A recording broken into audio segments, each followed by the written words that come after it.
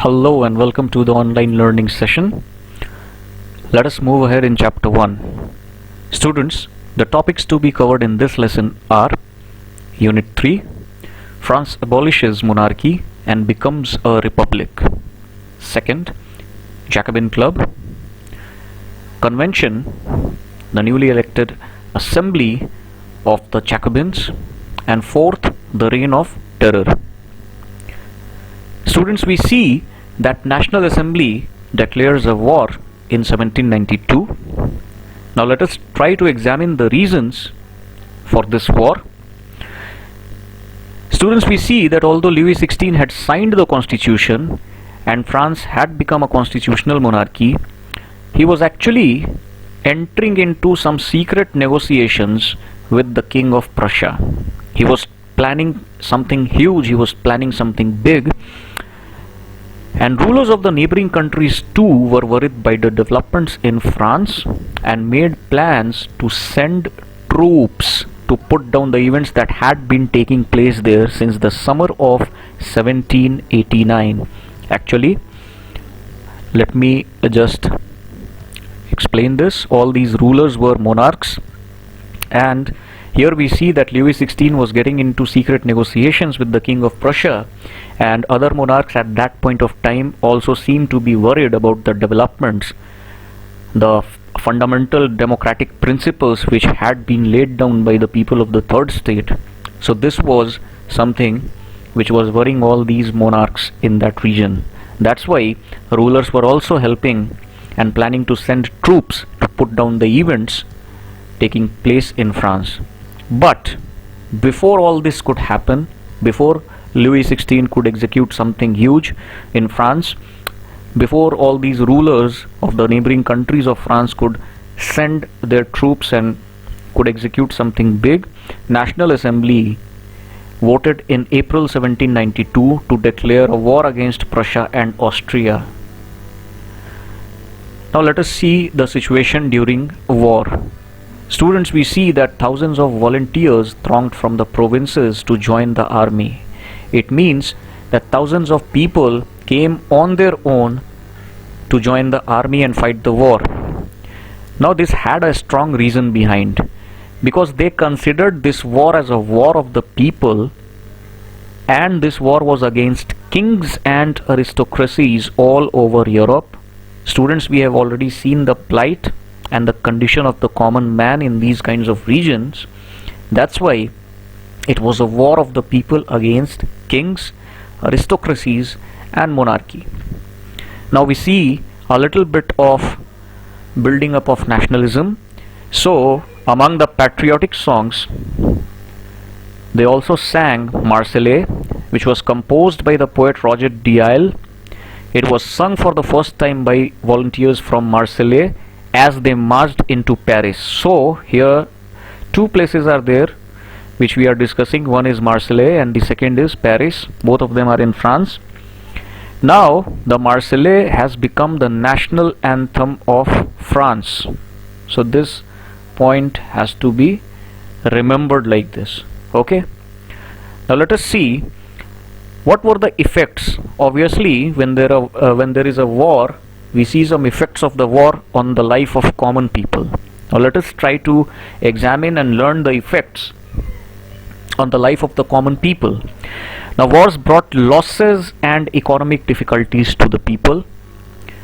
Men were away fighting at the front, but women were left to cope with the tasks of earning a living and looking after their families. See students, there is a general perception that the task of earning belongs to man and that to look after the family belongs to women. But here, as the war has started, we see that men have gone to fight the war, leaving behind women alone to look after their families plus to earn a living. So difficulties, were increasing in that society for women as a whole. Now it led large sections of the population to be convinced that the revolution had to be carried further as the Constitution of 1791 gave political rights only to the richer sections of the society. Now students, we see an important development here. We see large sections of the population being convinced of the fact that revolution had to be carried further. Now the people of the third estate who had made National Assembly gave political rights only to a certain section of the society, which we have already discussed. They gave the rights to the active citizens, and even in the active citizens they gave the rights to men who were taxpayers and who were at least of 25 years of age. So these people thought that the revolution had to be carried further, as the Constitution of 1791 gave political rights only to the richer sections of society. Now money and economy plays a very important role till the formation of the Jacobins government. We'll see that later on, but we see that these sections were not happy by the decisions and the policies made by the National Assembly, which, by the way, was a representative body of the third state, of the common man. Now let us learn about some clubs, some political clubs, and one of the most famous was the Jacobin Club. Assembly had already been made, and the common man was expecting a lot from the National Assembly.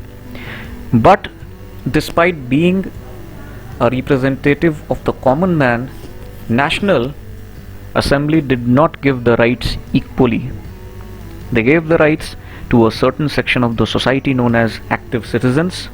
Moreover, they gave the rights only to men. Now, a few people started rallying, in the public places, and political clubs became an important point for people who wished to discuss government policies and plan their own forms of action. Now it's a natural consequence of the situation that people come together and start forming clubs and start discussing that what is actually going on in France. On one hand, we see that despite coming up of the National Assembly, we do not get the right to vote. Still, they are giving the rights on the financial and economic condition of the people in the country, and on the other side, they have declared a war which is bringing a lot of hardships for us. That's why political clubs started emerging on the scene. In the second point, we see that the most successful of these clubs was that of the Jacobins. There was a certain section of the society who had named their group, their club, as Jacobin clubs on the name of Saint Jacob in Paris. Now, what did Jacobin club comprise? Which kind of people did it actually have? They included some small shopkeepers, artisans such as shoemakers, pastry cooks, watchmakers, printers, as well as servants and daily wage workers. Now it becomes very clear from the third point that these people did not belong to well-to-do sections of the society, and their leader was Maximilien Robespierre. So let us try to summarize this slide. The most famous point of rallying was the clubs. The political clubs started emerging on the scene. The most famous was the Jacobin Club, named after a convent of Saint Jacob in Paris. The people who were members of this club were not very well-to-do sections of the society. You can also consider them as the lowermost section of the society, and this club was led by a person named as Maximilien Robespierre. Now let us learn the characteristics of the Jacobins. We see a large group among the Jacobins decided to start wearing long striped trousers similar to those worn by dock workers. And why was this move?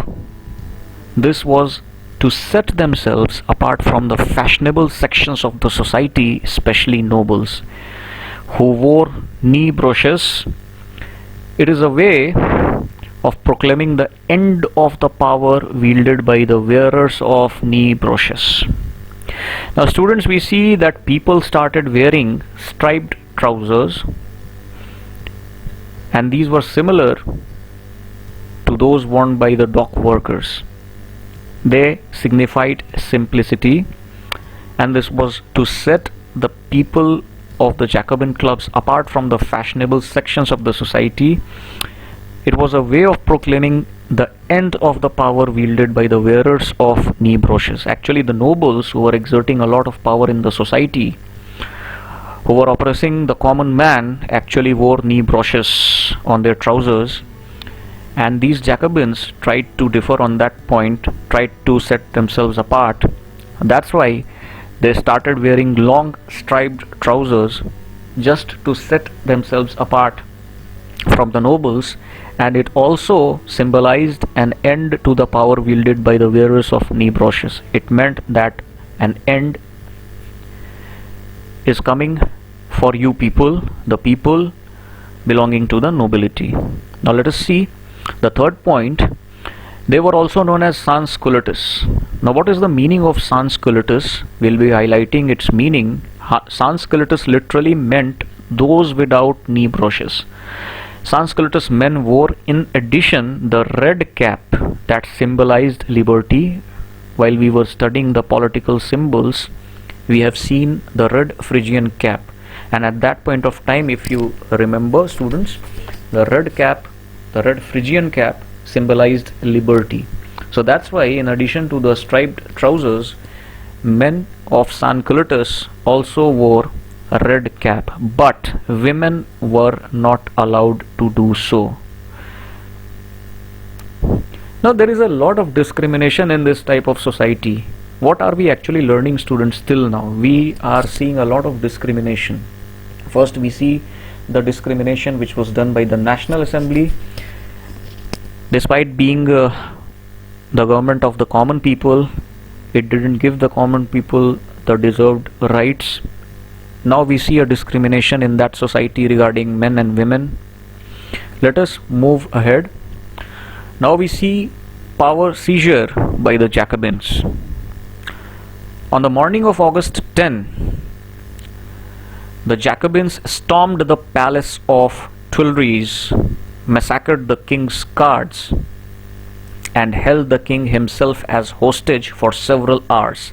Later, the assembly voted to imprison the royal family, and elections were held.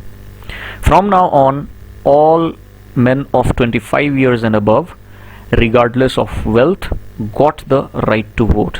Now, a very, very important development in the history of France. Students, we see the coming of the government of the Jacobins, which was later on named as Convention. The newly elected assembly was now called as the Convention, and this gave all men of 21 years and above, regardless of wealth, the right to vote. And on September 21st, 1792, it abolished the monarchy and declared France a republic, a very, very important development in the history of not only France, but also in the history of the world. You come across a new term, republic. Now let us try to learn republic. As you know, a republic is a form of government where people elect the government, including the head of the government. There is no hereditary monarchy.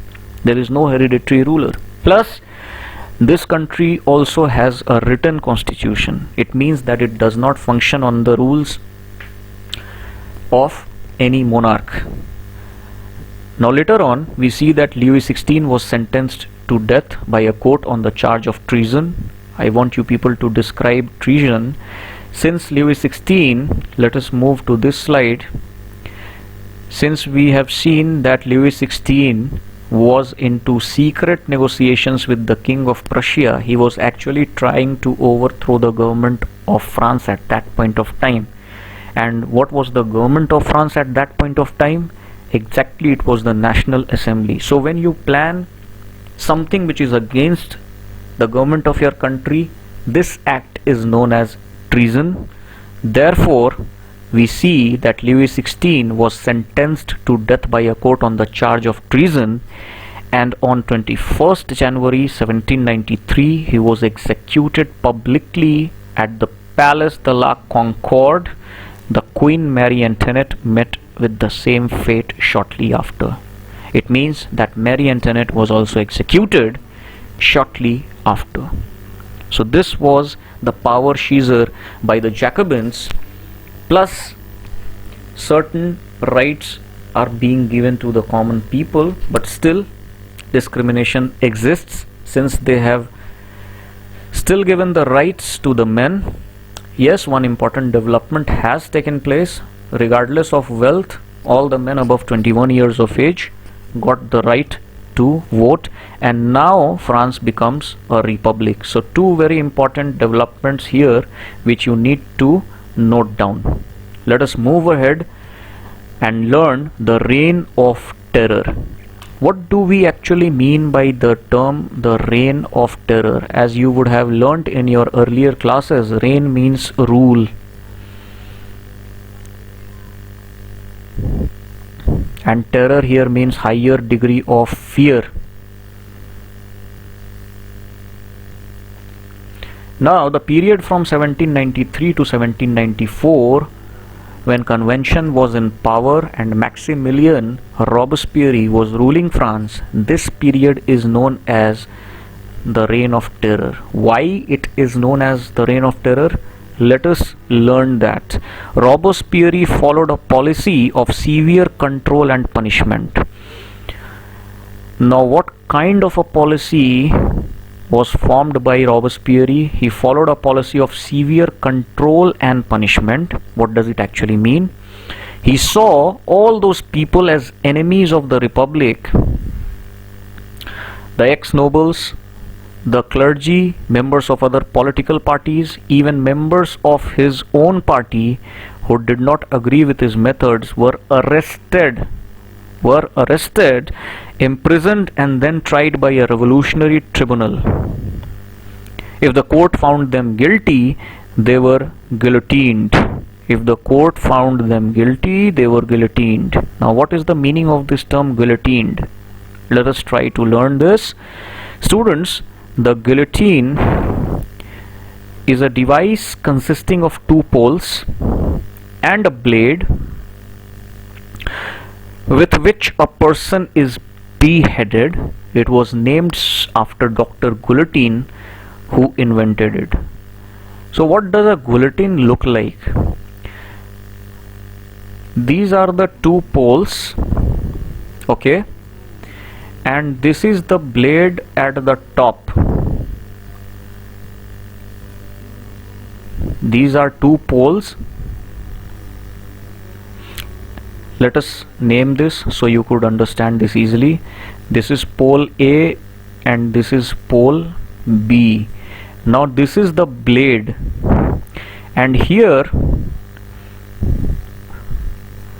a person's head was kept. The blade was left and the blade came down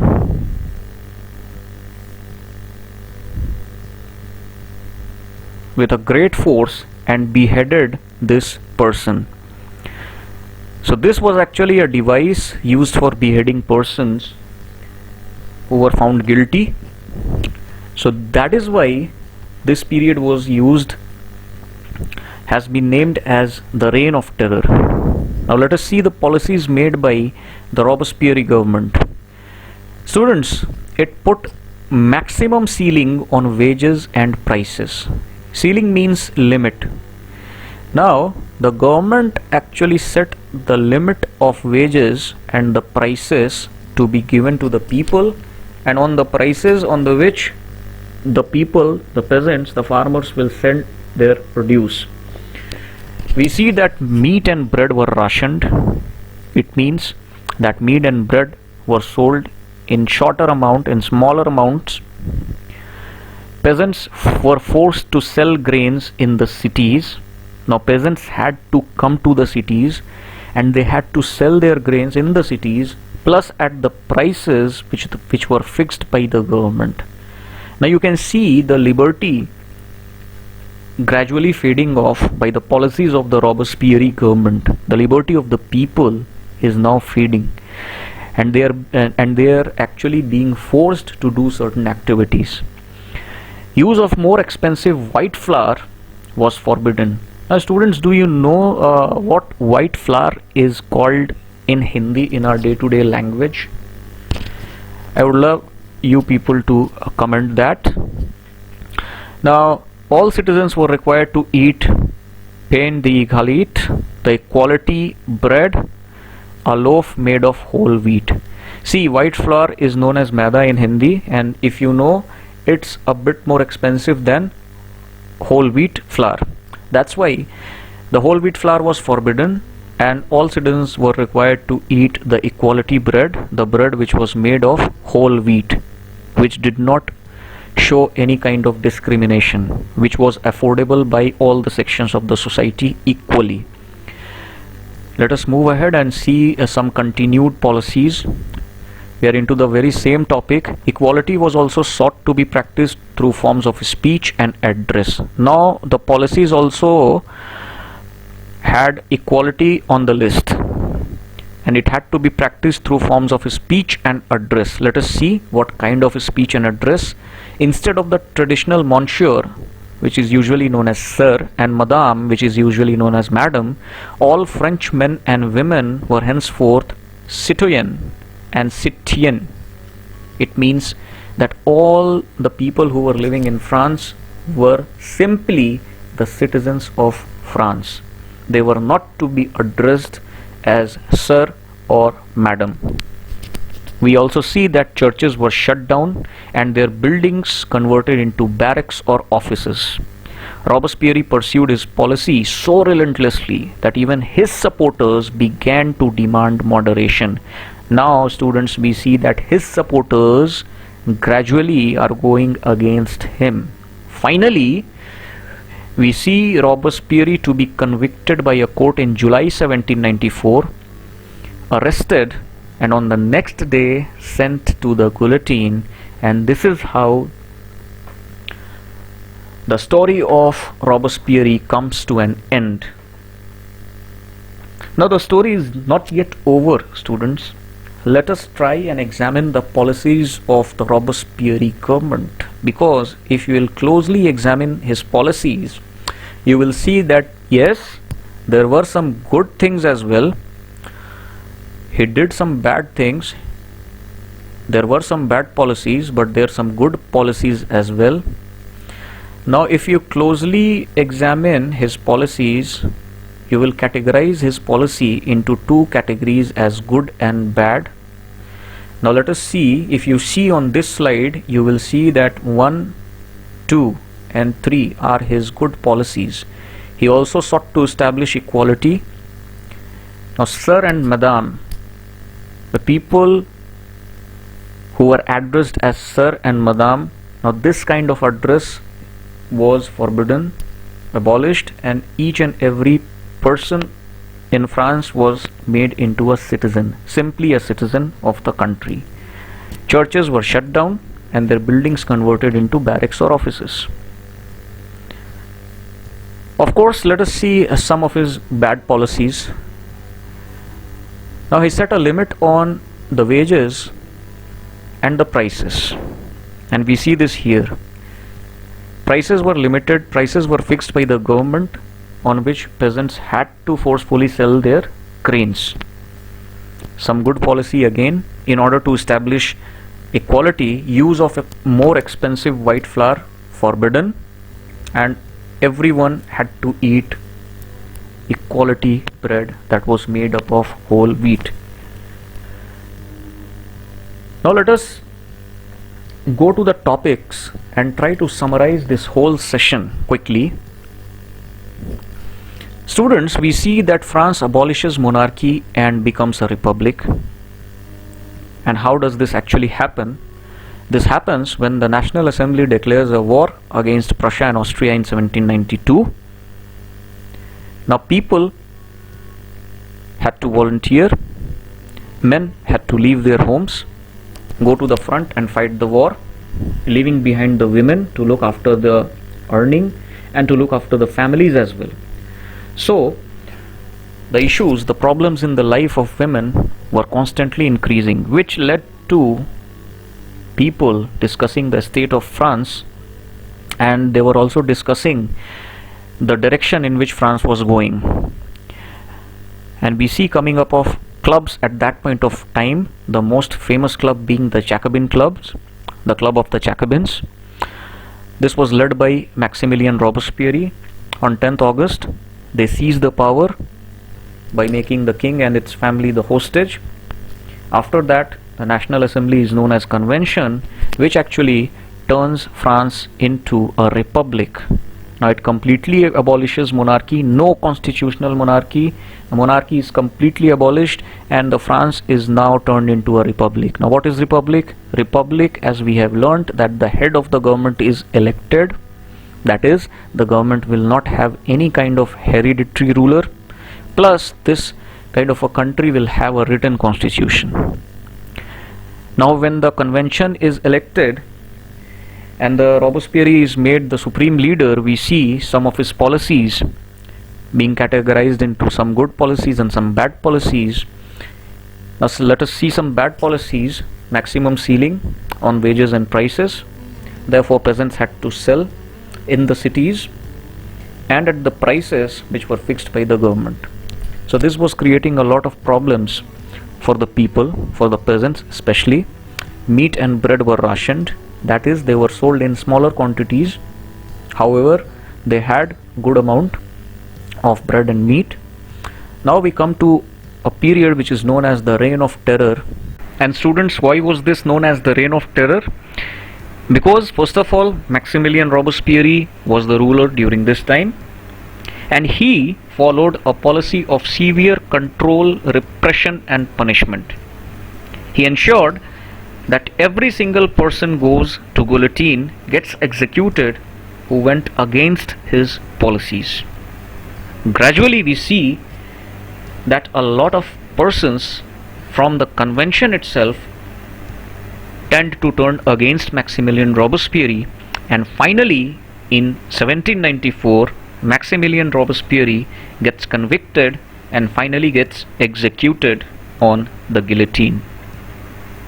I hope each and every concept in this lesson is clear to you. If you have any doubts, kindly keep me posted. Read your textbooks properly, make notes properly. Thank you.